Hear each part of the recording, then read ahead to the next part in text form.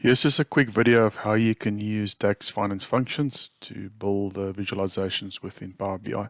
So the function we're looking at today is the accrued interest. So this is the accrued interest for a range of securities that have got an issue date, a first date, and then as well as a settlement date. You've got a par value, the frequency that the interest is paid.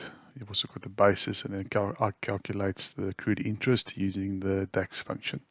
So, for example, in this dashboard, you'll see securities 1 to 10, and it will show you a summary of when the accrued interest by settlement date. So, if you can see on the 30th of June 2024, that's the day that there's the most accrued interest. In this visual here, you'll actually see the securities that are settled, the count of securities by date.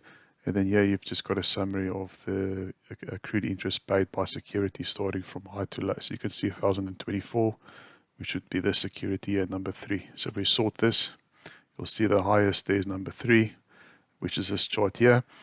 This little card here just adds up the total of all the securities based on the slicer we've selected. And this one just sums up the total par values of all the securities we've selected. So if we don't want to see any of that, we just click select all. And then what we can do is we can only select, if you only want to see security number 1, you click on 1 and you'll see all that will update. Even these values here, we can select number 2 and we'll only show 2, 3, 4, 5, 6, 7, 8, 9, 10. If we want to see all, we just select all. It will show everything. All right, so that's just a quick demo of how you can use the DAX finance functions to create these type of visualizations within Power BI.